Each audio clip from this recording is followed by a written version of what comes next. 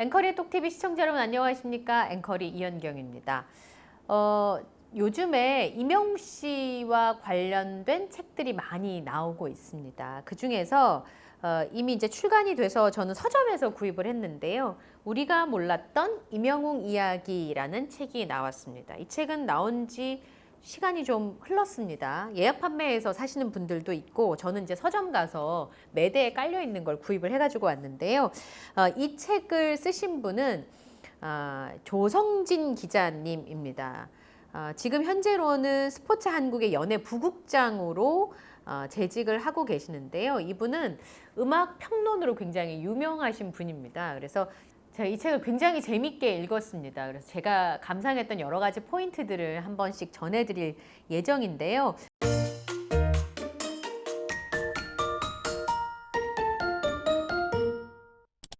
우선 이 책을 쓰신 조성진 국장님이 왜 우리가 몰랐던 임영웅 이야기를 심지어 28명을 인터뷰를 해서 쓰시게 되셨는지 굉장히 궁금했습니다. 그래서 직접 얘기를 들어보고 싶어서 제가 여러 차례 인터뷰 요청을 드렸는데 또 현직에 계시기도 하고요. 또 직접 인터뷰하시기가 조금 어려우신 측면이 있어서 제가 질문지를 다 적어서 조성진 국장님께 직접 메일을 보냈습니다. 그래서 지금 답변을 받았는데요. 아주 흥미로운 이야기들이 많이 있어서 오늘 그 이야기를 전해드리도록 하겠습니다.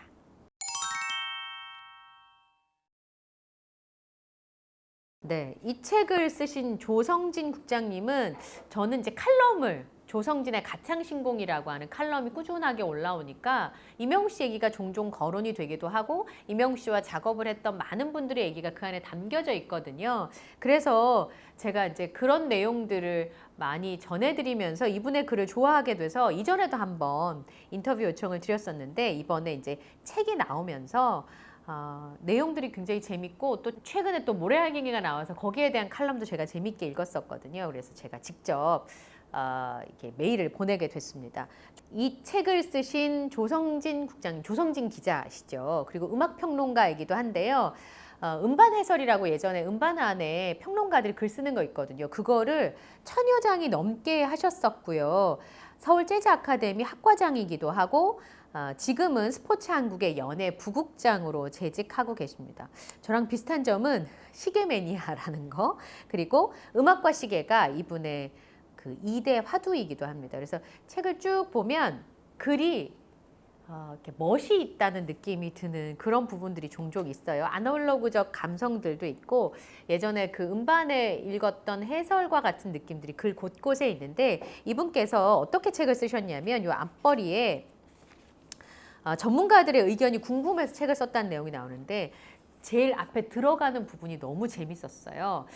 오랫동안 기자 활동도 하고 평론 활동을 하다 보니까 매일 모니터링하는 국내 음악 관계자, 취재 인터뷰, 원고, 심사 활동 일이 굉장히 종류가 많았었는데 왜 임영웅이라고 하는 아티스트에게 관심을 갖게 된지가 굉장히 궁금했어요. 이 책에 보면 그런 대목이 나오거든요.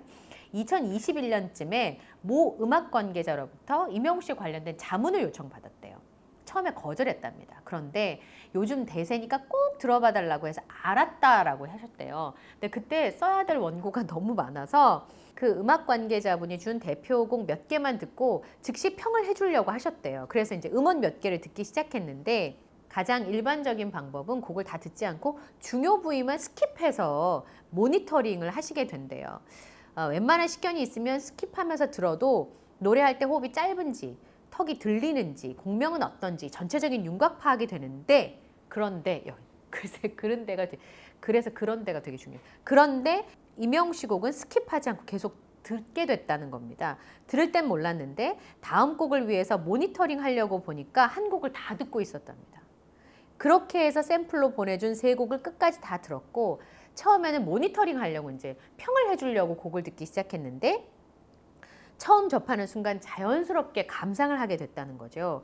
처음 접할 때부터 건너뛰지 않고 끝까지 다 들었던 예는 많지 않았는데 임영웅 씨 곡이 그중 하나였다고 합니다. 관계자가 트로트 가수라고 하면서 음원을 보냈는데 트로트라고 단정 짓기 힘든 부분이 굉장히 많았대요. 트로트 곡을 리메이크하고 있었던 음원이었대요. 그 당시 들으셨던 게.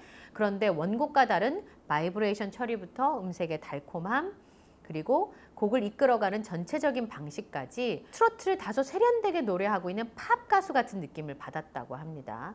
보컬이나 기타리스트 등 어떤 음악가라도 오랜 시간 활동하면 자기만의 버릇이 있어요. 방송하는 저도 말버릇이 고쳤으면 좋겠는 말버릇이 있거든요. 그런데 그걸 이제 쿠세라고 한답니다.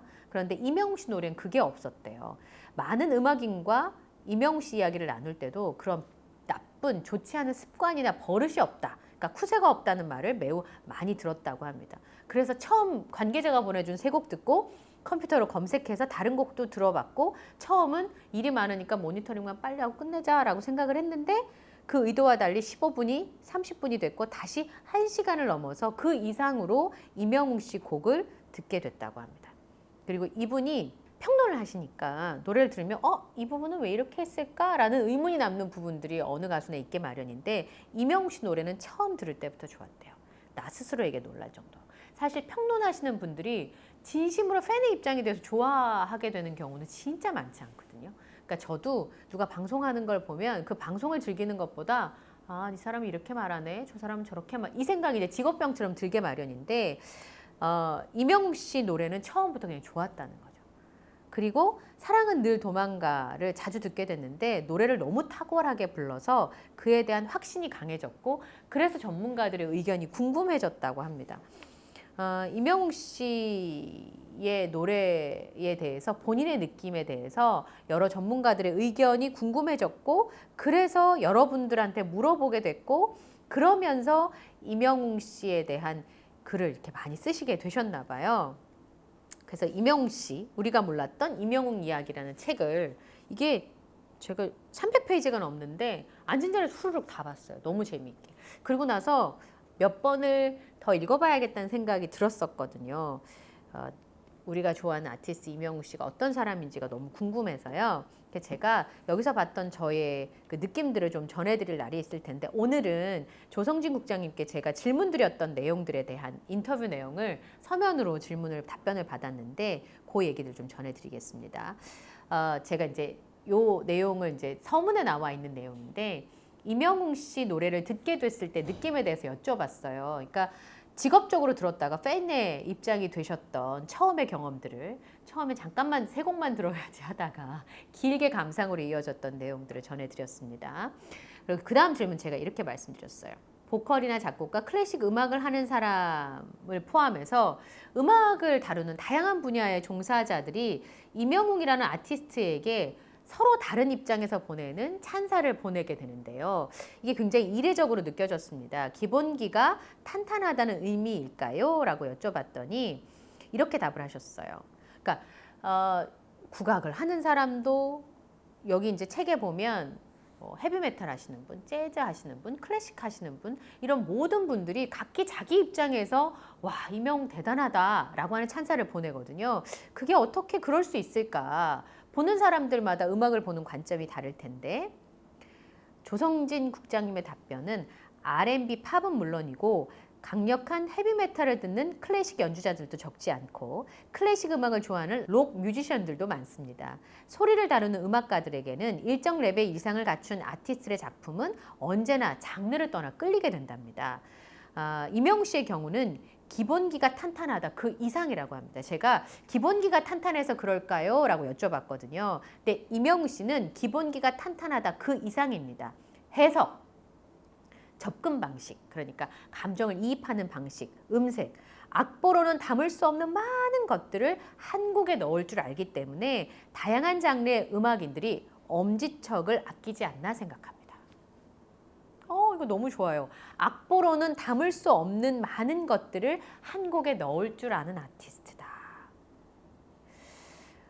국내 최초의 이명웅 평론 기사를 쓰셨어요. 조성진 국장님께서. 이 책 말고요. 이전에 이제 평론 기사를 쓰게 됐는데 평론을 이제 다른 아티스트들도 많이 하시게 되잖아요. 그런데 한 아티스트에 대한 전문적인 평론 기사를 이렇게 길게 기획을 하시게 된 게 쉽지 않은 선택이었을 텐데 어떻게 그렇게 하셨어요? 라고 제가 여쭤봤어요. 특별한 이유가 없어요. 그냥 하게 됩니다. 임영웅이란 아티스트는 언제나 저를 흥분시키니까요. 신곡이 나오면 도저히 저를 가만히 있지 못하게 만들죠. 결국은 글, 기사나 칼럼을 쓰게 만듭니다. 지난 6월에 모래알갱이가 나왔을 때도 소속사에서 보내는 보도자료만 언론에 노출되곤 했습니다. 항상 이런 식이다 보니까 음악적으로 저 부분은 정말 탁월하고 특별한데 전혀 언급이 없는 걸까라고 답답해지게 되셨답니다. 그래서 임영웅 씨에 대한 또 임영웅 씨의 노래에 대한 음악에 대한 글을 저절로 쓰게 만든다는 거예요. 너무 흥분된다라고 하셨어요. 오랫동안 이 업계에 있으셨던 분이 이런 표현하는 거 참 쉽지 않을 것 같습니다. 특히나 이게 이제 서면 답변으로 온 거라 뭐라 그럴까요? 이렇게 좀 정제돼서 쓰게 되잖아요. 말은 이제 그대로 리액션도 보여지지만 굉장히 큰 찬사가 아닌가 싶습니다. 근데 이번에 28사람의 전문가가 바라본 임영웅 씨의 음악과 비하인드 스토리가 담겨져 있어요. 저희가 이제 신문이나 이런 데서 볼 수 없었던 내용인데 이렇게 많은 사람을 인터뷰를 섭외를 하는 것도 기간이 많이 걸리고요. 그리고 섭외를 해서 글을 쓰자면 사람들마다 톤이 다 다르잖아요. 근데 그 톤을 맞춰서 이렇게 책을 쓰기 되게 어렵거든요. 이게 되게 어려운 방식으로 쓰신 거예요. 본인의 생각만 쓰시면 사실 더 편하게 쓰실 수 있고 지금까지 쓰셨던 칼럼들도 많이 있으니까 모아서 내셔도 되는데 그런 방식이 아니잖아요. 그래서 제가 여쭤봤어요. 이렇게 많은 인터뷰를 섭외해서 진행하신 이유가 있습니까? 라고 했는데 이분 답변은 한 사람의 견해를 중심으로 책 한 권을 쓰는 게 아니라 각 분야의 최고 위치에 오른 전문가들의 다양한 시각을 반영해 보고 싶었기 때문입니다. 이게 확신이 있는 거예요. 이 아티스트가 대단하다는 걸. 그래서 각 분야의 권위 있는 전문가들한테 그걸 확인받고 싶었던 거예요. 여기 보면 음악 하시는 분들만 있는 게 아니거든요. 뭐 그 공연계에 계신 분들, 또 클래식 음악을 하시는 분들, 연주하시는 분들, 그리고 이제 음악을 많이 접하는 교수님들, 그런 최고 권위를 갖고 있는 전문가들에게 그런 내용들에 대해서 확인받고 싶었던 그런 부분들이 있었던 겁니다. 특정 분야의 저런 전문가까지도 임영웅 씨를 높이 평가하고 있구나라는 1인 덕담이나 칭찬이 10인, 100인으로 확대되면서 덕담과 칭찬의 목소리는 더욱 힘이 커지고 설득력이 높아지니까요. 그냥 확인받고 싶었던 수준이 아니라 한 사람이 덕담하고 칭찬하는 게 파급력이 요만큼이라면 그게 100명이고 200명이고 늘어나게 되면 엄청나게 파급력이 커지고 몰랐던 분들에게 설득력이 높아진다. 그렇구나. 예. 여기 보면 역술인이 나오세요. 되게 유명하신 분인데 이런 분야에 계신 분까지 섭외해서 인터뷰하신 노력을 하신 이유가 뭡니까? 잠깐 쉬어가는 코너로 재미있게 책을 구성하고 싶으셨대요. 2시간 공연할 때 뭐 인터미션 있는 것처럼 쭉 전문적인 내용을 쓰면서 중간중간에 이렇게 즐겁게 읽으시라고 그런 인터미션의 의미에서 역술인까지 섭외를 해서 쓰셨는데 이 책 안에 이 역술인께서 마지막에 한 한마디가 있거든요. 진짜 정리 대박이에요. 한마디로 딱 정리해줘요. 그래서 사실 철학을 하시는 거잖아요. 그 철학자의 입장에서 임영웅 씨 노래에 대해서 한마디를 해주는데 그게 진짜 대박이에요. 이전에 인터뷰해서 평론 기사를 여러 분야의 음악가들을 인터뷰해서 평론 기사를 이제 조성진 국장님이 쓰셨어요. 근데 그때와 지금 2023년 현재의 임영웅이라는 아티스트를 봤을 때 그때와 어떻게 달라졌는지, 특별히 또 어떻게 진화했는지가 제가 되게 궁금했었거든요. 여유라고 하셨어요. 여유입니다. 예전엔 좀 더 완벽하게 잘 부르려고 했습니다. 결코 사소한 실수라도 절대 안 된다라는 철두철미함으로 무장한 마치 발성의 철옹성 같은 면모였는데 지금은 더 많이 버릴 줄 아는 것 같아요. 임영웅 씨를 가리켜서 제가 책에서 압축과 생략, 비움과 채움의 고수라고 정의했는데 스포츠 일간지 칼럼과 책에서 태기권 고수의 여유가 느껴진다고 했던 이유도 이러한 데 있습니다. 처음에 이제 어떤 분야를 완성해 갈 때 완벽하게 하기 위해서 노력을 많이 합니다. 꽉 채우려고. 그런데 체험의 순간이 오잖아요. 그리고 나면 이제 비우기 시작해요. 샤넬이 그런 얘기 했잖아요. 옷을 잘 입는 방법에 대해서 한껏 치장을 하고 거울 앞에 서서 무엇을 덜어낼지 고민해보라고 하잖아요. 그래서 검정색 미니 드레스를 잘 입는 사람이 진짜 옷을 잘 입는 사람이거든요. 그런데 노래도 그런가 봐요. 근데 그 비움이라는 게 선택을 해야 되기 때문에 무엇을 어떻게 비울지 굉장히 어렵습니다. 우선 자신의 욕심을 내려놓는 것 자체가 어렵기 때문인데 임영웅 씨는 30대 초반의 아티스트임에도 불구하고 이미 고수의 절정에 오른 사람들이 하는 그 수준까지 왔다는 얘기인 거죠. 임영웅 씨가 미스터 트롯을 거쳐서 스타가 되는 과정을 거쳤습니다.